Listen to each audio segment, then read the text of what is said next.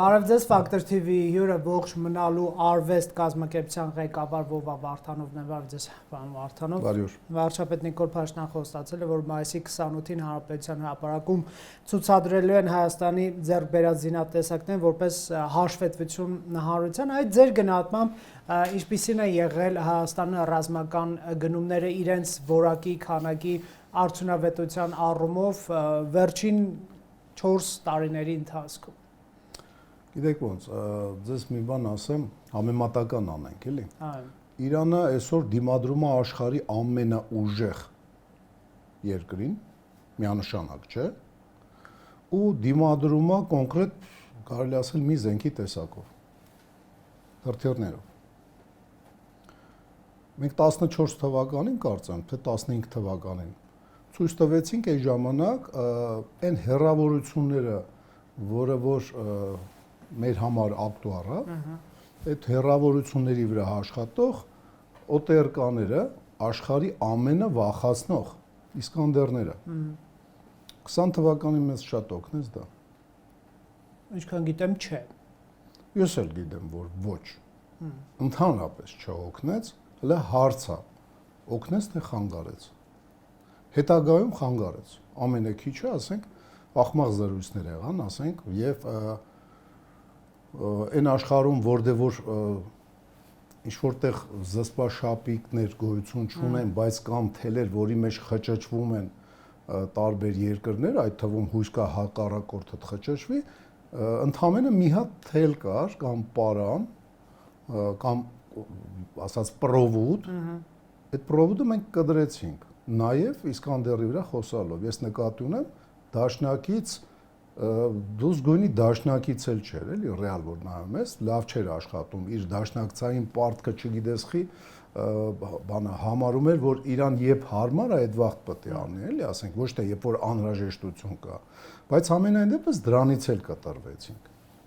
Մենք կտրվեցինք հենց դրա պատճառով, որ ինքը ամենաժամանակակից զենքը մեզ տրամադրել էր։ Այդ վաղտ էլ այդ արեշնիկ, մարեշնիկ այդ տիպի բաներ չկար։ Իսկ ինչու նորմալ չկիրառվեց մարտի դաշտում։ Դա հենց այն խնդիրներն է, որ լուծել է պետք, ոչ թե ասենք ընկնել բաների հետևից, էլի թոզ փչոցի եմ ես դա համարում, որը ժամանակին արեց 3-րդ նախագահան, հիմա պատրաստվում է անել 4-րդ նախագահի օրոք Հայաստանի կառավարությունը։ Նույնիսկ 5-րդ նախագահի օրոք Արմեն Սարգսյանը։ Արմեն Սարգսյանը 5-րդն էր, 1000 ներողություն, այո, 5-րդ նախագահի օրը։ Հասկանում եք, նկատի ունեք այդ այսպես ասենք զորահանդեսն է թոզ փչոցի։ Ինչ իմաստով։ Այն առումով, որ ասենք զենքեր ցույց կտանք, էս կանենք։ Գիտեք ինչ, ես միշտ զարմանում եի այն բանի վրա, որ մարդիկ բանը չեն տենում, էլի, ոնց են ասում, очевидный, ոնց կլինի այո։ Ակնհայտ է։ Ակնհայտը չեն տեսնում։ Աշխարհի ամենաուժեղ բանակը Ամերիկան իր պարադների ժամանակ ուղակի քայլում է։ Ֆրանսիական բանակը, որ ասենք Եվրոպայում ամենաուժեղներ միջև ռուս-ուկրաինական պատերազմը, որովհետև ինքը չէր կարա լիներ ամենաթույլը, դեռ նեոգաղութատիրական, ասենք, հարցեր էր լուծում Ֆրանսիայում։ Ինքը իր պարադի վաղտ կարող է 2-3 հատ անիվային տանկ ֆռացներ, որ ռեալի մեջ գործիք է, էլի, սենց։ Գնանք վարչապետն ասաց հաշվետվություն է հանրությանը, թե ինչ են կառել, ինչու եք թոզ փչոցել։ Դա հենց այդ է, դա բանն է, ինչքան թույլ բանակը, այնքան շատ զենք է ուզում բան անի, այնքան լավ շարայինով ուզում է քայլի։ Մենք այդ վիճակից պետք է դուրս գանք, թույլ վիճակից, պետք է դառնանք ուժեղ։ Պետք է դառնանք, չէ՞։ Իսկ ինչու է թոզ փչոցի, այսինքն դրանք որակյալ զենք է։ Չէ, դա մարդկանց հանգստացնելու ձևերից մեկն է։ Թոզ փչում ես ինչի համար, որ մարդը հանգստանա։ Ենթադրվում է, որ այդ թոզի մեջ ինչ որ հանգստացնող թմրանյութ է։ Հանգստացնող։ Ոնց որ ասենք, մի անգամ ինձ պատմեցին, որ Բաքվում բաները թաղայինը, որ մտնում էր հայատ ու տենում էր բանը հայերը, ռուսները եւ ինչի՞ չէ իրանց հետ նաեւ թուրքերը նստած բան են անում, որ տենում էին ընդ հայ-ռուս բան, ասենք ասում են հա լավ է, դուք հարփող եք, դուք նորմալ եք։ Այն անասուններ են, բաները այդ ուրչիկներն են, որ ասենք, չգիտես, ուռելա, չի ուռել, ասենք, մոտենաս չմոտենաս, իսկ sense ձեզնից երևում է։ То есть թմրացված, ասենք, թմրանյութի ազդեցության տակ մարդը շատ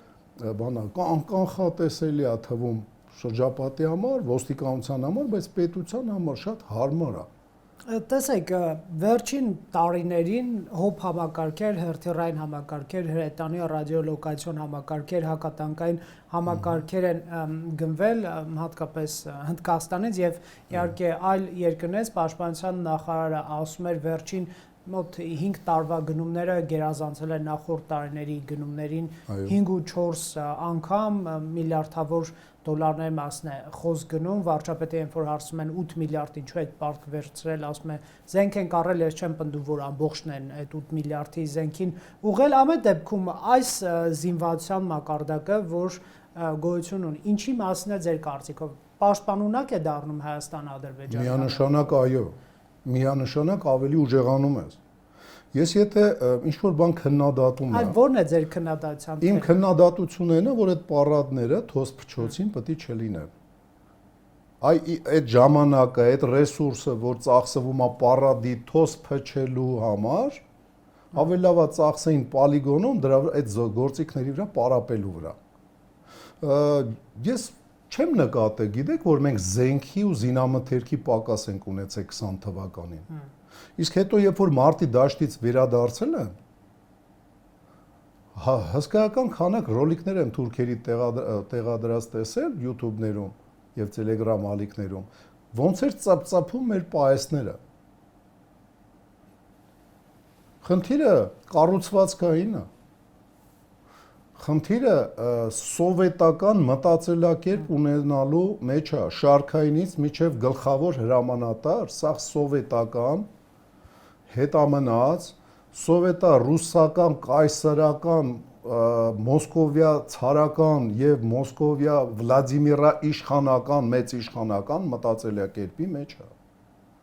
Շատ հետամնաց մտածելակերպ ունի մեր ռազմաքաղաքական վերնախավը եւ ռազմական վերնախավը։ Շատ հետամնաց։ Ինչ, նրանք ասում են մենք բարեփոխումներ ենք անում։ 16 թվականի, դե բարեփոխում ենք, այո, Շարայինի հետ համեմատ, որ մենակ Շարային են պատրաստվում անել, ասենք, առաջներում շատ լսած կլինեք բողոքները, որ միայն Շարային են անում, մեկ-մեկ է կրակում են։ Հիմա ավել են կրակում, Շարայինը պակասացրել են, լավ է դա, իհարկե լավ է։ 0-1-ը 0 ստորակետ 1-ը 0-ից լավ է, բայց մեզ բավարար է։ Ինչը բավարար չի։ Ինչի բավարար չի 0-1-ը, որովհետև մեր ինչը բավարար ամեն ինչը, էլի եմ ասում, ամեն ինչը։ Ձեզ բերեմ մի հատ օրինակ։ Ուրեմն նորմալ զինված ուժերը, նորմալ, որ մտածում են իրենց քաղաքացիների մասին, արդյունքում ինչ էլ լինի, ասենք մարտունակություն չեն կորցնում։ Իսրայելի զինված ուժերի օրինակն են բերում, հեսա հերթական անգամ կասեն դու քո հрьяաներով բան ախպեր հрьяաներիս իրար չեմ, բայց լավին եմ ձգտում։ Ինքը լավն է, փոքր, կոկիկ, տեխնիկապես հագեցված, պարապած զինված ուժերա։ Եկեք իրանցից լավը լինենք։ Իմ ուզածն է դա, ոչ թե ասենք ես ասում եմ, եկեք նմանվենք, ասենք եվրейներին։ Ոչ, բացարձակ։ Ես միայն ուզում եմ հայի նմանված լինեմ, բայց հայը որակյալ լինի։ Ուրեմն եվրейների մոտ կա կոնցեպտ, որը որ մենք էլ ենք կիրառում։ 60 կիլոմետրի ոչ հեռու լինի գոսպիտալը բանը առաջնագծից։ Մենք էլ ենք դա կիրառում։ Բայց եկեք մի հատ բան հասկանանք, ինչի համար է միջին եւ ծանր վիրավորում ստացողների հետ հարաբերությունը թեթև վիրավորումը չեն հաշվում, որտեղ թեթև վիրավորումը գոսպիտալ կարողա չընդդիմի, կարողա ընկերները բուժօգնություն հասցնեն կամ զորամասի ֆելշերը կամ ասենք սանինստրուկտորը։ Ինչի է միջին ծանր վիրավորում ստացող եւ զոհվածների հարաբերությունը 1-ին 10։ Այնտեղ ուրեմն 6-ից 10 զոհվածի վրա գալիս է միջին եւ ծանր վիրավորված ուրեմն 90 վիրավորված։ Իսկ մեր մոտ ձեզ մի հատ հետաքրքիր բան ասեմ, որը բաց աղբյուրներից է, ինձ չի գաղտնիք եմ ասում։ Մենք 200-ից ավել զոհված մարդ ունեցանք Ջերմուկի եւ Կապանի վրա հարձակման ժամանակ, երբ որ Ջերմուկի հատվածում եւ Կապանի ներքին հանդ գյուղի հատվածում 100 հեկտարից ավել տարածքներ կորցրեցինք, թե այնտեղ ուղղակի այստեղ ջերմուկի հատվածում բաց է, տեսնում ես կորուստը, այնտեղ անտառային է եւ կորուստը միայն քարտեզով ես հասկանում, բայց ոչ պակաս կորուստ է, որի մասին իդեպ մեր քաղաքացիները հիմնականում չեն խոսում։ Ուրեմն վիրավորվածների թիվը գոսպիտալ դիմաց այդ բախումների ժամանակ այդ պատերազմական գործողությունը, որ եղավ 22 թվականի սեպտեմբերին, հետաքրքիր է, ինչքան կլիներ։ Ասենք սովետական ստանդարտներով մոտավորապես 1:3-ին է, ասենք 25-75, իսրայելականը ասեցի 6-ից 10, 90-ից 94 վիրավորների թիվը։ Մեր մոտ զոհվածները 208-ն էին, որքան հիշում եմ, 168 վիրավորով։ Հասկանում եք։ Դա ինչի հետևանք էր ձեր գնահատմամբ։ Ուրեմն մոտ 60 զոհված, 40 վիրավոր։ Դա ոնց որ թե նույնն է, գոսպիտալի հեռավորությունը նույնն է։ Ուղղաթիռ չկա մատակարարող, ասենք վիրավորներին, որ առաջնագծից անի, հա, դա չունենք, բայց բանա օդի բացակայության պարագայում էլ այդ նորմատիվը նույնն է մեր մոտ։ Բուժ պատրաստություն չիմանալը։ Բուժ պատրաստություն չիմանալը։ Զինվորը չի կարում ինքը իրան արյան հոսքը կանգնացնի, ոտքի, ձեռքի, որևէ վերջույթի։ Սովորեցնում են։ Եթե սովորացնեին այտենց հարաբերություն կլիներ։ Մեր մոտ սովետակ, էլ եմ ասում, մեր ռազմաքաղաքական էլիտան եւ քաղաքական իրանց լսելով, իրանք երկուսով քաղաքական վերնախավը լսելով լրված են մոտավորապես 9-ից 10-րդ դարի մեջ, մոտավորապես, չէ, 11 Մանասկերտի ճակատամարտի մեջ են լրվել։ Քանակով շատ լնենք, հաղթենք, քիչ լնենք, կփախնենք կամ կպարտվենք։ Այտենց չի, վաղուց այդպես չի, հասկանում եք, շատ վաղուց այդպես չի, Իսրայելի օրինակին նայեք մի հատ։ Վիրավորներն էլ, ասենք, մի հատ ուկրաինական լավ կադր կա, մի քանի անգամ եմ ասեք, արագ ասենք, խփեք YouTube-ը կբերի անպայման։ Ուրեմն M113 ամերիկյան բանից զրահապատ մեքենայից դուրս է գալի ուկրաինացի զինվորը, ապարել է իջնում, դուռը այտենց իջնում է, ինքը անմիջապես ոտը դնելուց պայթում է, ոտը կդրվում է։ Համարյա քոքից։ Այս կադրը բանը մոտավորապես 15-20 վայրկյան է տևում այդ սաղ ռոլիկը։ Ինքը ուրեմն այդ պայթունից միանգամից ձեռը գցում է բանին, ամրան են ասում, ժգուտին, տուրնիկետին։ Տուրնիկետը գցում վրազ ձգում եւ սկսում է հետ գալ, 20 վայրկյան է տևում։ Այդ ապարելը իջնելու պահին ոտը դնելը, պայթելը, արունը կայնացնել, հետ գալը։ Ու հետո կադրեր կան արդեն բանը գոսպիտալում ֆոտոներ կային, որտեղ այդ տղան վիրավոր պարկած բուժվում է։ Ոտը քոքից կդրված, քանի մարդ ասենք փրկվավ մեր մոտ։ Եկել են գոսպիտալ ոտերը վնասված, ոտը կդրել են, այո, բայց որ մեկի ոտը կդրվել է մարտի դաշտում ու ողջ է մնացել, որ մեկին։ Ասածս այն է, որ մարդը պետք է առաջի հերթին ինքը իրեն բուժօգնություն հասցնի, հետո ընկերոջը հասցնի, հետո եթե պետք է նաև ասենք ի վիճակի լինի օգնել բուժակին ավելի կվալիֆիկացիան բարձր ունեցող բուժօգնություն հասցնողին։ Ու դա սա պարզ ոնց ձեզ ասեմ, կապ չունի էլի, դու փող ունես, չունես, այդ զենքի համար փողը հերիքում է, չի հերիքում, ամրանա, լավ, ամրանա ասենք, ընդամենը, չգիտեմ, $7, $8 սարքա երկու հատ զինվորը պետք է ունենա, ցանկալի է 4 հատ ունենա, որ կարողանա ընկերներին էլ օգնի։ Պետք է պարապած լինի, կոնկրետ միտեղ պայուսակը կախված լինի, խի չկա էդի մեր մոտ։ Ինչի չկա։ Պարապացնում են, բուժ տալիս են, հա, տալիս են։ Իսկ ինչ մակարդակի։ Երբ որ ակադեմիական, ասենք, կրթություն ստացողը գալիս է ոմա, ու տենում է բուժ պատրաստության, մազերը սկսում է փիդրել, սկսում է գորգռալ, ասում է այդպես չի, ախպեր կլինի, մենք այս մարդուն ողջ առողջ բերենք մարտի դաշտից հասցնենք հիվանդանոց, Դու դե ինչ որ պետք նա արա։ Մեզ սովորացրել են ժամանակին ասենք հետագայում փորձը բանա բերել անդրան նորմալ ցանկացած ասենք զինված ուժերում նորմալ համ այդ հատուկ միջոցները կա, համ էլ ձեռիտակ եղածների դասն են ստանում, ձեռիտակ եղածով մատով կարաս արյան հորս կանգնացնես։ Բանը մեր ջոկատից Վարդանը 90 թվականին ուրեմն բանը ուղեղից վիրավորում ստացավ, ուղեղից Գյուլեն ծակել էր գլուխը, ուղեղը վնասել էր, անցել էր, ինքը ողջ է մինչև հիմա։ Ինքը ողջ է, առողջ է ու ոմայում դանակի նետման ցիկլի ղեկավարն է Սառազենքի։ Իսկ իր կողքը ոտքից վիրավորված Գեղազնիկը դառավ ազգային հերոս, հետմահու։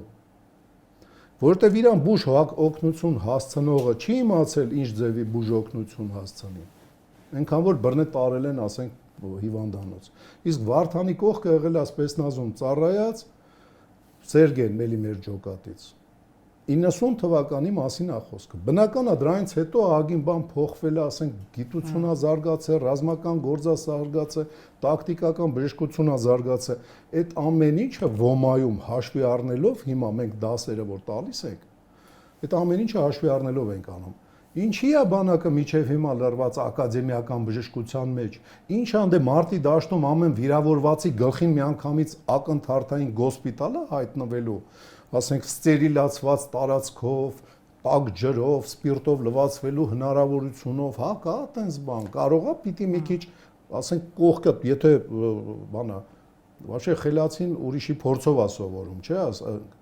ոչ խելացին սեփական։ Մենք 20 թվականի մեր կորուստները, 22 թվականի կորուստները, 23 թվականին ասենք եղած կորուստները խիմենք հաշվի չենք առնում։ Ինչի հաշվի չենք առնում։ Էլ չեմ ասում ռուս-ուկրաինականը հետևենք, հետևություններ անենք։ Պարոն Վարդան, իսկ ցուցադրված բունկերը ինչի մասն է, ինչի է ընդունակ, արդյոք դա զինվորների կյանքը կխնայ, պաշտպանության նախարարն է ցուցադրել։ Եվ միանշանակ այո, առաջի հարձակումից ինքը իր դերը կխաղա։ Եթե վերցնենք բունկերը առաջի հարձակման համար, ասենք, դեր կխաղա, միանշանակ այո, այն անսպասելի հարձակում ընդունել է։ Այն բաներից պենոպլաստից ու կողքերը ժեշտով ոչ մի բանից չպահպանող զորամասերի հետ համեմատ, որ միջև օրս այդ տիպի ասենք կառույցներ են անում, դրա հետ համեմատ այնի հանճարեղ բանա քայլա, բայց Զապարոժեցը ոտով քայլելուց լավ է, չէ՞, միանշանակ։ Բայց եթե դու իր վրա 2 տոննանոց բեռ ես դնում, ինքը տակը կլղջվի։ Այդ կրակակետերը Մաժինոյի գիծ չեն, էլի։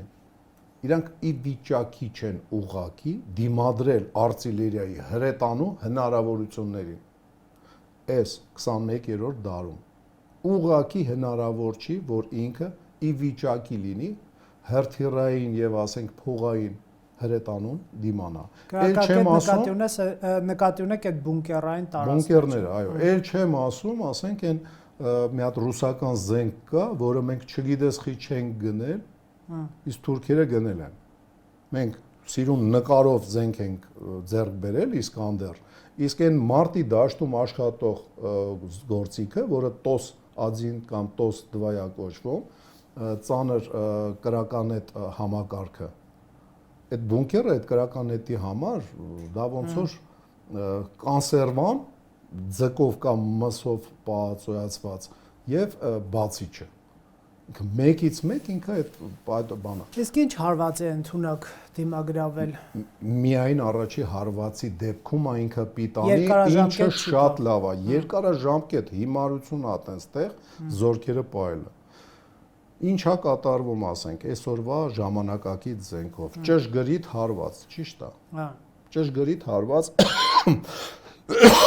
ասենք, միլիոնանոց բաներով, հրթիռներով խփում են 100,000-անոց կացերներ են վառում։ Ճշգրիտ, չեն ափսոսում, վառում են, փող ունեն, չեն ափսոսում։ Մեր հակառակորդը մեզնից շատ փող ունի, չէ՞, միանշանակ։ Ուրեմն ինքն էլ ճշգրիտ հարվածի զենքեր ունի։ Հաշվի առնենք, որ ասենք հիմարենք 16, 20, 22, 23 թվերը մենք հետևություն չենք արել, բայց կարանք չէ ուղակի տրամաբանենք։ Ինքը շատ փող ունի, ճշգրիտ զենքերով, ասենք, հագեցված է, հնարավոր է հագեցված լինի։ Եթե ինքը ճշգրիտ զենքերով հագեցված է, դու պիտի նենց անես, որ այդ ճշգրիտ զենքը ըտե խփելը ձեռնատու չլինի։ Մի հատ ստից օրինակ բերեմ, էլի, ստից չէ, շատ կոնկրետ օրինակ է։ Ուրեմն ոմա գումարտակը քարվաճառում ոչ մի անգամ գտնվելով ոմայի քարտեզով, Google քարտեզով նշած ոմա տրեյնինգ ցենտրի տարածքում, Google քարտեզով բացում էր այտենց ոմա տրեյնինգ ցենտր։ То есть թուրքերը դրա մասին բնականա գիտեն։ Անօթաչուն մշտապես վերևը ֆռալով ոչ մի անգամ ոչ ավիա, ոչ ավիա ինքնաթիռներով նկատի ունեն, ոչ էլ անօթաչուներով հարվածի չի ենթարկվել։ Ինչից կլինի հետաքրքիր է։ Ինչից կլինի։ Այն դեպքում, որ ինձ ուրեմն ներգրավել էին առաջի ցուցակի մեջ հետախուզման մեջ վերցնելու, հայտարարելու միջազգային Արայիկ Հարությունյան, Ջալալ Հարությունյան եւ Վլադիմիր Վարդանով։ Հետաքրքիր է, չէ՞, ասենք, ես ամենակարևորների մեջ եմ մտել իրենց կարծիքով թշնամի զինված ուժեր եւ պետությունների մեջ ու հարված չի եղել, ինչից կլինի։ Կարող է դրանից է, որ երկու հոգի տենում է իրար կողք կայնած խոսում էին, ջղայնանում էի։ Երեք հոգի տենում էի քայլում են իրար հետ ջղայնանում էի։ Հիմնականում մի հոգի էր տեղափոխվում։ Դա նշանակում է թանգանոց սարքը պետք է գար խփեր առաջնագծից հեռու մի հոգու սպանելու համար։ Ստացվում է անիմաստ։ Քիչ թե շատ արժեք ունեցող սարքը անիմաստ պետք է խփեր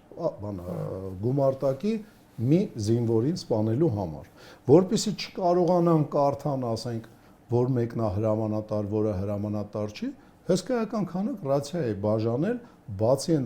հրամ կազմից, որոնք որ պետք է բաներ ունենային, ռացիաներ ունենային, 72 հատ բաուֆենգ է բաժանել, ցանկացած կացինով անտառ գնացող, ասենք, այդ կդրողի մոտներ ռացիա կար, չգիտեմ, զուգարանի փոստ փորողի մոտ է ռացիա կար, բոլորի մոտ կարելի ասել չէ, բայց ամեն երրորդի մոտ ռացիա կար։ Եվ արդյունքում այն կակաֆոնիան էր ստեղծվել, որ չգիտեին որտեղ խփեին։ Մի քիչ էլ գլուխ գովամ, էլի ասենք, բայց իրականություն, գլուխ գովալ միշտ չի, որ սուտ են ասում մարդիկ, էլի։ Ուրեմն մեր մոտ ոչ ոք վիրավորվածներից ոմայի տարածքում չի մահացել։ Բոլորին հասցրել ենք ոմայի մեթոդիկայով, իսկ պարզվում է նաև ուկրաինական եւ ռուսական, ասենք, մարտական մեթոդիկայով, բոլորին բուժօգնություն ենք հասցրել, որ մեկը մահացել է վիրավորվելուց հետո, գոսպիտալում մի քանի ժամ լինելուց կամ մի օր լինելուց հետո է մահացել։ Բոլորին կարողացել ենք կվալիֆիկացված մարտական, տակտիկական բուժօգնություն հասցնենք։ Դե դրա մեջ չի մտնում անմիջապես, ասենք, կյանքի հետ անհամատեղելի վիրավորում ստացողներ, էլի, որ ուղեղից կամ, ասենք, ավելի ուրիշ տեղ, բայց ավելի կործանարար հարվածներ էին ստացել։ Դա հաշիվ չի, այլ ոտքը կդրված, որովայինը, ասենք, վնասված, աղիները թափած մարդիկ հասնում էին գոսպիտալ եւ 7 ժամ հետո էին մահանում, որովհետեւ բժիշկների մոտ վիրավորների թիվը այնքան մեծ էր, բուժօգնությունը մարտական իրավիճակում այնքան վատ էր հասցրած, ասենք, առաջնագծում, որ գրեթե ցանկացած վիրավորումը դառնում էր, ասենք, այս մարդու կյանքի համար պայքար գոսպիտալում։ Այն դեպքում, որ եթե ճիշտ բուժօգնություն հասցնես, ինվալիդների թիվը կպակասի, ստիպված չես լինի ցանկացած վիրավորման դեպքում վերջույթ կդրես։ Ոչ էլ, ասենք, այտենց բարձր կլինի զոհվածների թիվը։ Դժվար է, էդ էլ հոգո ձեռն է, փող չի, չէ՞ պահանջվում։ Մասնագետ է պետք, մեռա ասելով։ Մասնագետ ունենք, հա գալիս են գյոզերով ոմայի մասնագետներին, ինստրուկտորներին, իրանց կարծիքով, ասենք, մեզանից թաքուն տանում են, էլի, վերբովկայել ան։ Բնական է, մեզ հարցնում են, ասում ենք, այո, գնացեք, պետքա բանակին, պետքա։ Հա այդքան խելք չունեն, չեն հասկանում, ի վիճակի չեն հասկանան, որ կառույցների հետ աշխատելուց ավելի հաջողություն են ունենալու, քաղաքական նպատակներից ելնելով ղեկավարվում են դրանով, կառույցների հետ չեն աշխատում, պաշտպանության նախարարն էլ երևի մի ամիս առաջ հայտարարեց, որ մենք դոսաֆի հետ մեր բաները հեսա շուտով խզելու ենք։ Ուրեմն 23 թե 25 թվականից դոսաֆը մշտապես լինելով մատակարարը մարդկային, ասենք, գիտելիքների զինված ուժերում, նորակոչիկներին եւ ոչ միայն նորակոչիկներին էլ պետք չի Հայաստանում պատերազմ չկա քթներիս էլի, բայց քաղաքական բանը առաջնահերթ է։ Դե նշ չի որ know-how է էլի այսօրվա իշխանությունները, որ իրանց քաղաքական բանը առաջնահերթություն է, ասենք ստանում մարդակեր թշնամիներով, շատ չեմ ասում, մի 35 անգամ մեզանից մեծ բնակչություն ունեցող թուրքիական պետություններով շրջապատված Ադոլֆ Հիտլերն էլ է այտենց եղել, Ստալինն էլ է այտենց եղել ու բոլոր անհաջողությունները, որ Ադոլֆ Հիտլերի գրանցվել է, սա քաղաքական պարզվում է բանը որոշումների պատճառով ա եղել։ Կարծում եք իշխանությունները այս ձեր ասած ռազմաքաղաքական էլիտան չի պատրաստում բանակը հավանական պատերազմի։ Չէ, այդ չեմ ասում, պատրաստում է։ Իրանց գյորա։ Իրանց գիտելիքների, ասեցի, Մանասկերտի ճակատամարտի այսպես մասով որ նշեցիք Դոսաֆը ինչքան էլ ինքը հին կառույց է, ասենք, որոշ մասնագիտություններ կան, առեսօր պետքա կանեն խոսքի միջնադարից։ Եվ եթե վերցնենք, որ Դոսաֆը հին է, բան, ծանր տեխնիկայի դասընթացները, որ ինքը անցկացնում է։ Բանակը, երբ որ արդեն զինվորականին ստանում է, արդեն պատրաստված եւ 2 տարի կարողանում է օգտագործի իր գիտելիքները, այլ ոչ թե կես տարի ծախսում է իր պատրաստելու վրա, 1.5 տարի է օգտագործում իր գիտելիքները։ Դա ռեսուրսի վատնում չի, ռեսուրսի վատնում է, չէ՞ մարդկային։ Իսկ ինչի պատճառով, որովհետեւ էլի եմ ասում, Սավկովեստ մշլենիա, սավոկ են մարդիկ, սովետի մեջ լրված մտածելակերպով վատ իմաստով, սովետի մեջ լիքը լավ բաներ կար, թարսի պես այետի, ես եմ, իմնա, այդ բաները, ասենք, մինչև օրս ոչ մի ձևով չի փոխվել Հայաստանի ռազմական եւ ռազմաքաղաքական ոլորտում 90 թվերի սկզբից առ այսօր։ Իսկ ռազմաարդյունաբերության մասին ինչ կասեք, ինչքանով է իրատեսական, որ Հայաստանը գոնե սեփական արկերի, փամփուշտների, հրթիռների լիարժեք, այսպես արտադրության ցիկլ ունենա, արդյոք պետք է կենտրոնանալ, չգիտեմ, բարձր տեխնոլոգիաների վրա, կա այդպիսի շարժ կամ ձեռքբերումներ, եթե ռազմաարդյունաբերությունը արտաքին գնումներից կարճ խոսեցինք, բավականին ծանր վիճակում էր առաջ, հիմա ծանրից մի քիչ լավ է։ Ենթադրենք, էլի 001-ի պատմությունը բերենք ստեղ ու բանա ինքը սխալ է, որովհետև գումարը ավելի մեծ է, քան մերոնք կարան յուրացնեն։ Բայց այդ դեպքում ոնց է մի քանի ֆիրմա, ասենք, որոնք որ բարձր մակարդակի արտադրանք են տալի, միջազգային, ասենք, կապեր ունեն եւ այլն, այս երեք եմ եղեք Իրաքի մի հատ ֆիրմայում Defense ամբողջությամբ անունը կարանք տանք պատրաստի հակադրոնային համակարգերը ՊՆ-ին հետաքրքիր չի, ստուգվել է, փորձարկվել է, ամեն ինչ լավ է, ասենք, ՊՆ-ին հետաքրքիր չի, պատրաստի, ասենք, թռչող դրոնը, բանը հարվածային 40 կիլոմետրի վրա գործանող ՊՆ-ն հետաքրքրություն չունի։ Հենց ՊՆ-ի կազմակերպված Բաղրամյան պոլիգոնում սա ստուգվել է եւ այլն, ՊՆ-ին հետաքրքիր չի, բայց ՊՆ-ին հետաքրքիր է նույն գործողությունը անող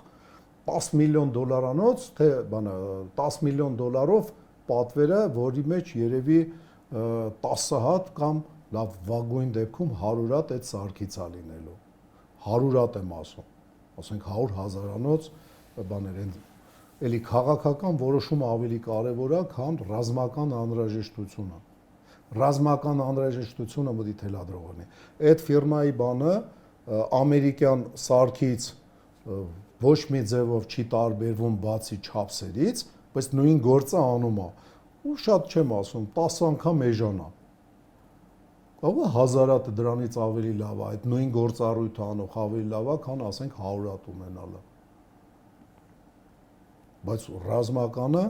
զիջում է քաղաքական, ասենք, որոշումներին։ Արտաքինի ազդեցության տակ, իրանց ներսում կապ չունի։ Ռազմական անհրաժեշտությունը այդ բաների վրա չպետք է նայի։ Ռազմաարդյունաբերությունը հաստատ ավելի շատ է պատվերներ ստանում, քան ստանում էր, ասենք, սրանից 2 տարի առաջ, կամ 3 տարի առաջ, կամ 4։ Երբ որ ինձ ասում են, բայց մինչև 18 թիվը, ախպեր ջան, կլինի 18 թվի հետ չհամեմատվես, էլի, կլինի համեմատվես 20 թվի հետ, 22 թվի հետ, 21։ Այն վաղ ասենք, բան էին, լրիվ ռուսական բանի ազդեցության տակ էին, ռուսները մեզ կպաշտպանեն, ես իմ ինչ կանեն, 20 թվին էդի դարավ, չէ, ասենք, վերջապես մտավ, ասենք, այն որ Վարդանովը ասում էր, էդի կապ չունի, կյանքը ստիպեց, որ իրանք հասկանան, որ ռուսի վրա հույս դնել, ռուսը գալիս է, ասի, որ ին վրա հույս մի դրեք, դրա համար եմ եկել։ Հարցեր ունի Ուկրաինայում, հարցեր ունի, չգիտեմ, Անկորիջում, որտեղ մեզ հետաքրքիր չի, նավդի իր վրա հույս պետք է չդնենք։ Այդ դրանից հետո արի մենք հաշվարկենք։ Ինչ ենք արել։ Խի ռազմարտությունաբերությունը նոր սկսեց ֆինանսավորում ստանալ, էլի անբավարար։ Անբավարար։ Մի ամիս առաջ էլ եղել է մի ուրիշ, ասենք, արտադրողի մոտ հոյակապ ընտիր մոդելներ ունի հրետանում, հրետանային համակարգերի, ոչ թե ասենք տրուբա, որը կրակում է, այլ համակարգաված, ասենք, այն որ 4 հոգի մենք դաս ենք անում ոմայում բանը ականանետի օգտագործելու համար, որ պետք է 4 հոգի լինի 120 մմ-ին, իրանց մոտ 2 հոգով համակարգը կարողանում է աշխատացնել 2 հոգին։ Ինչի դա ինձ հետաքրքրում է, իսկ ռազմական ղեկավարությանը չի հետաքրքրում։ Նկատի ունեմ Զակուպկեք այդ գնումներ անող բանին, վարչությանը մարդուն, ով է այնտեղ որոշիչը, ասողը, լսողը, չաստ նայողը, բնայում ով է, չգիտեմ։ Ինչի իրան չի հետաքրքրում։ Բացատրությունը մեկ է, քաղաքական որոշում։ Այսինքն կան լավ մշակումներ, դրանցից չեն օգտվում, դա նկատի ունեմ։ Այո, միանշանակ չեն օգտվում։ Արտադրողները դիմադիր են դրա համար, թե։ Չէ, ուղղակի ասենք, բանը, պետք է բանից Ամերիկայից մի բան առնենք, որովհետև Ամերիկայից է պետք մի բան առնել։ Ասում եմ սավոկները, էլի, սավոկ են մաքուր, այն ոնց էր սովետը ինչ ասես լավ ուներ, բայց ամերիկյան բանը ծամուն վեկալ ծամի տես ինչ լավն է, էլի ասենք։ Այդ նույն գումարով կարելի էր, չգիտեմ, ծամունի գումարով այն վաղ 5 ռուբլի տալիս էին մաստակ մի մաստակ էին առնում, 5 ռուբլով կարելի ռեստորանում կոմպլեքսնի ճաշ ուտեիր։ Շնորհակալ եմ զրույցի համար, պարոն Վարդանով։ Հարգելի հեռուստադիտողներ, Ֆակտոր TV-ում հյուրընկալել ենք Վովա Վարդանովին։